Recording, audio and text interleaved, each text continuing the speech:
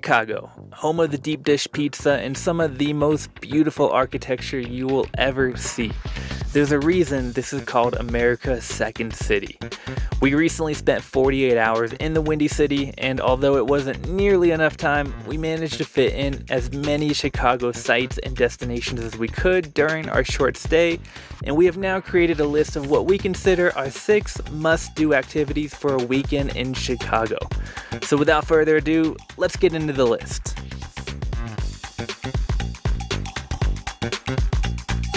Coming in at 1.2 miles long, the Chicago Riverwalk gives you an up-close view of the famous Chicago River as it slices through the rows of towering skyscrapers. Open from 6 a.m. to 11 p.m., this is the perfect spot to grab some food, sip on some cocktails, or just take a leisurely stroll along the stunning waterfront.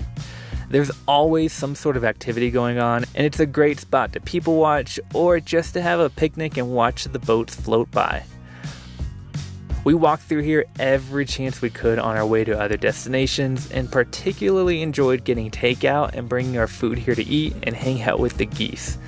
The best part is it's absolutely free, so you will not want to pass this up on your visit to Chicago.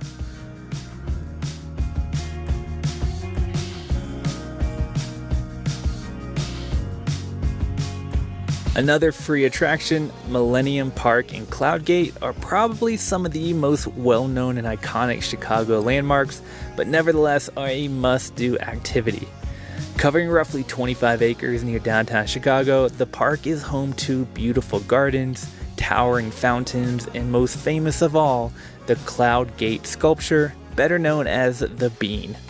If I'm being honest, I really wasn't all that excited about seeing the Bean since I've seen countless pictures of it, but let me tell you, the pictures do not do it justice and it's way cooler in person.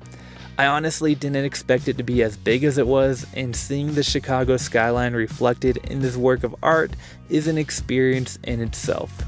We also found that walking under it gave a unique and trippy perspective that must be experienced in person.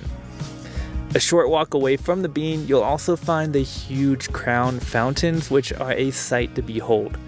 Rising 50 feet above a reflecting pool, these towers are designed with light-emitting diodes to display images of local Chicagoans to all who walk by. We loved walking through the reflecting pool, listening to the sounds of the rushing water, and seeing the fountains randomly shoot out streams of water onto those below. From here, we recommend to head to the southern end of the park to check out the serene Lurie Garden. This 2.5-acre scenic garden gives a breathtaking view of Chicago's architecture rising up above a field of beautiful perennial flowers. There were lots of birds chirping when we visited, and it truly seems like an oasis amongst the concrete jungle of Chicago. Now, these are only a few of the attractions found within Millennium Park, and we could honestly make an entire video out of all the things to do here, but we have to move on to the next item on our list, so you'll just have to visit in person to see all it has to offer.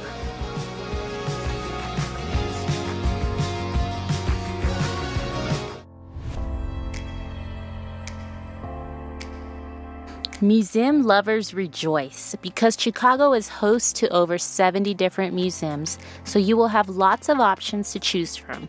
Some of the top museums you may want to check out include the Field Museum, the Shedd Aquarium, the Museum of Science and Industry, and the Art Institute of Chicago. We would have loved to visit all of these, but with only 2 days in the city, we decided to check out the Art Institute.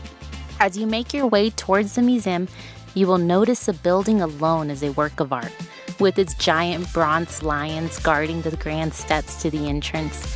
Inside, you will find countless priceless and world-famous paintings, sculptures, and historical artifacts from all over the world. We particularly love both the Van Gogh exhibit featuring his unique Impressionist style, as well as the Salvador Dali exhibit featuring Dali's surrealist masterpieces. My personal favorites, though, were the Blue American Windows by Marc Chagall and the giant painting named A Sunday on La Grande Jatte by Georges Seurat, as seen in Ferris Bueller's Day Off. We ended up spending about 4 hours in here and still didn't even see all the museum has to offer. So no matter what museum you choose, be sure to mark off a good chunk of time because these museums are huge. For a foodie like us, then Chicago is heaven on earth. There are thousands of restaurants in the city serving up every type of cuisine imaginable. Mark being vegan, we mainly stuck to the plant-based offerings, which were numerous. But there is something for everybody here. Here's a few of our favorite foods that we recommend trying.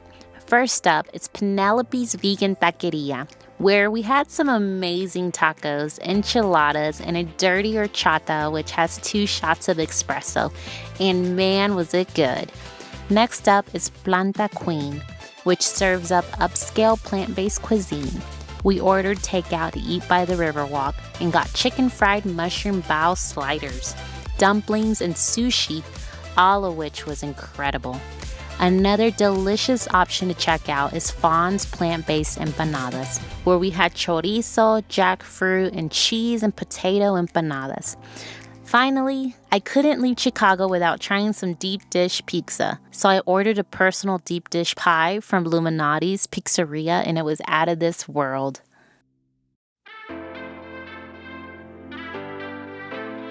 So we mentioned earlier strolling along the Riverwalk, but for an even cooler experience, you gotta take one of the boat tours down the Chicago River. Now, there are tons of different boat tours to choose from, each offering something different. We strongly consider taking one of the architecture boat tours, which teaches you all about the different iconic buildings, but in the end, we opted for something a bit more adventurous and chose to kayak. We rented these through Urban Kayaks located right along the Riverwalk. At $40 per hour per kayak, these were not particularly cheap, but they truly offer perspective that you can't get elsewhere. They do also offer several guided kayak tours, but we chose to do the self-guided rental option to explore at our own pace. This ended up being one of our favorite activities we did, and we would highly recommend it if you have the time.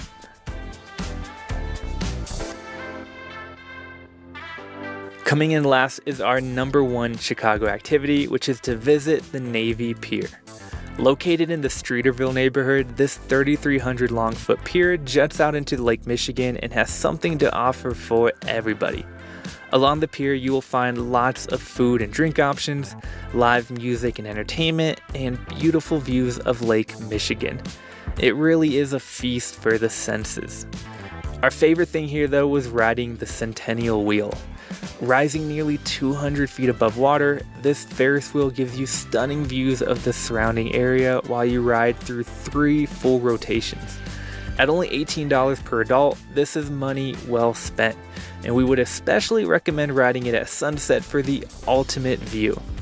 Seeing the sunset over the skyline from 200 feet up was a perfect way to end an exciting day of sightseeing.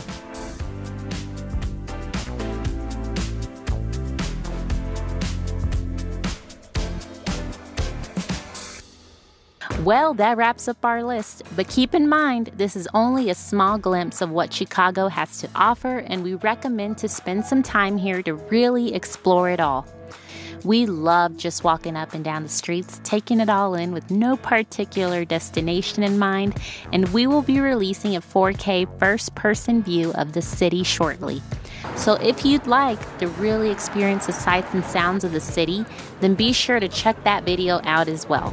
Hopefully you found this video helpful though in planning your next trip to the Windy City, and if you did, please give this video a thumbs up and be sure to subscribe, as we will be releasing more travel guides as we venture across America in our camper van. Thank you for watching though, and as always, stay wild.